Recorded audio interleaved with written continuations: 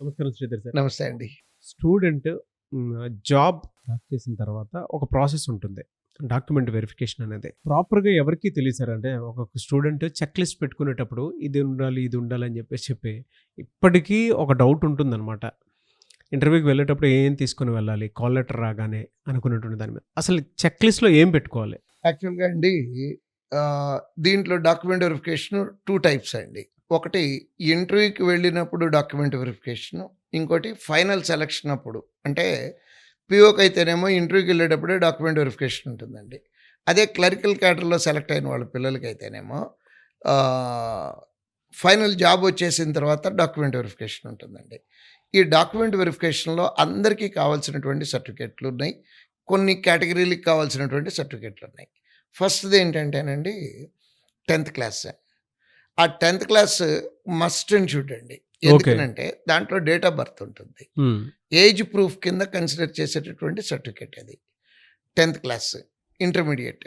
ఒకవేళ ఇంటర్మీడియేట్ చదవకపోతే intermediate skip చేయొచ్చండి. 10థ్ క్లాస్, ఇంటర్మీడియేట్, డిగ్రీ. డిగ్రీలో ఆల్ సెమిస్టర్ మార్క్ లిస్ట్ లేదా సీఎంఏ అంటారండి. కంబైన్డ్ మార్క్ లిస్ట్ అది. సీఎంఎం.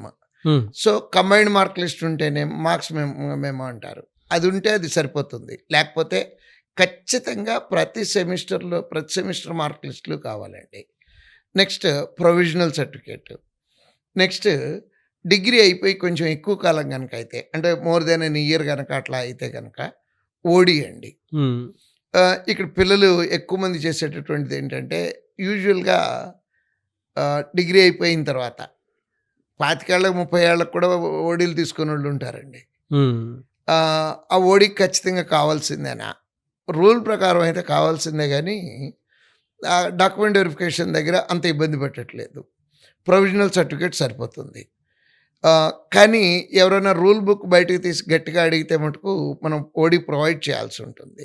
కానీ అది ఉద్యోగాన్ని రిజెక్ట్ చేసే డాక్యుమెంట్ అయితే కాదు. అంటే టైమ్ హ్మ్. ఇస్తారు మనకి. హ్మ్. అప్లై చేసి మళ్ళీ ఓడీ సబ్మిట్ చేయడానికి కొంత టైం ఇస్తారండి.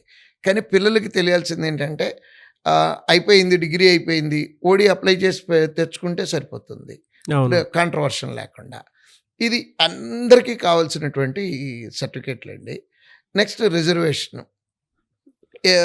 ఎస్సీ, ఎస్టీ, ఓబీసీ వీళ్ళకి ఆ సర్టిఫికేట్లు తెచ్చుకోవాల్సిందేనండి. ఇప్పుడు అందరికీ ఉన్నటువంటి డౌట్ ఏంటంటే స్టేట్ ఫార్మాటా? సెంట్రల్ ఫార్మాటా? హ్మ్. సో, ఈ బ్యాంక్ ఉద్యోగాలన్నీ సెంట్రల్ గవర్నమెంట్ గైడ్‌లైన్స్‌తో నడిచాయి కాబట్టి సెంట్రల్ ఫార్మాట్‌లోనే క్యాస్ట్ సర్టిఫికేట్లు కావాలండి. ఓకే. కానీ ఎస్సీ సర్టిఫికేట్, ఎస్టీ సర్టిఫికేట్ అయితే వన్స్ ఇన్ లైఫ్ టైమ్ సరిపోతుందండి. ఒక్కసారి తీసుకున్నటువంటి సర్టిఫికేట్ లైఫ్ టైమ్‌కి వ్యాలిడ్ అండి అది.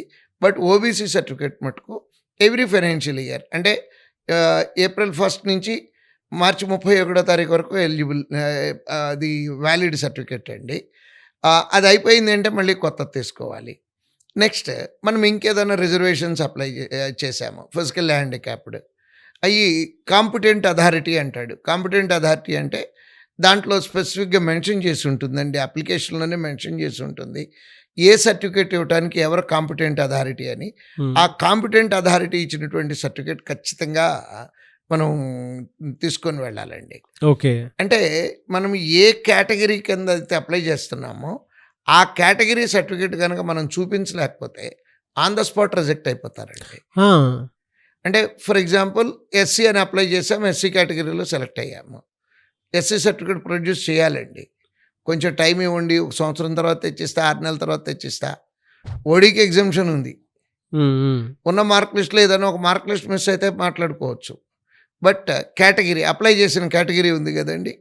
ఆ కేటగిరీ ఖచ్చితంగా ఆన్ ద స్పాట్ మనం ప్రూవ్ చేసుకోవాల్సిందే. Okay sir. Next ex service men ఉంటారు. ఆళ్ళకి డిశ్చార్జ్ సర్టిఫికేట్ అని ఉంటుందండి. హ్మ్. అంటే డ్యూటీ నుంచి డిశ్చార్జ్ అయినట్టు సర్టిఫికేట్ ఉంటుంది. ఆ సర్టిఫికేట్ కంపల్సరీగా ప్రొడ్యూస్ చేయాలి. అంటే మనం ఏ రిలాక్సేషన్ అయితే తీసుకుంటున్నామో అంటే ఫర్ ఎగ్జాంపుల్ డైవర్సీ అన్నాము. డైవర్స్ సర్టిఫికేట్ అఫీషియల్‌గా ప్రొడ్యూస్ చేయాలండి వాళ్ళు. మనం క్లెయిమ్ చేసిన ప్రతి రిజర్వేషన్‌కి సంబంధించినటువంటి document on the spot produce చేయాలి. లేకపోతే రిజెక్ట్ అయిపోతారండి. ఓడీ ఇట్లాంటి నెక్స్ట్ కాండక్ట్ సర్టిఫికేట్లు అడుగుతారు. కాండక్ట్ సర్టిఫికేట్ ఒకవేళ తీసుకెళ్ళకపోయినా కూడా టైం ఇస్తారు. ఇలా police verification certificate. Police verification కూడా ఎగ్జామ్షన్ అంటే ఆన్ ద స్పాట్ ప్రొడ్యూస్ చేయకపోయినా ఎగ్జామ్షన్ ఉంటుంది. బట్ ఎగ్జామ్షన్లు కోరుకోకుండా అన్నీ చక్కగా తీసుకొని వెళ్తే చక్కగా కంఫర్టబుల్గా కంప్లీట్ అయిపోతుందండి ప్రాసెస్. ఈ సర్టిఫికేట్లన్నీ తీసుకొని వెళ్తే స్మూత్గా కంప్లీట్ చేసుకోవచ్చు ప్రాసెస్. బా! కానీ చాలామంది స్టూడెంట్స్ చేసేటువంటి మిస్టేక్స్ ఏవైతే ఉన్నాయో ఒక్క వీడియోలో కుదించి చెప్పారు sir. Thank you so much Sridhar sir. Thank you అండి.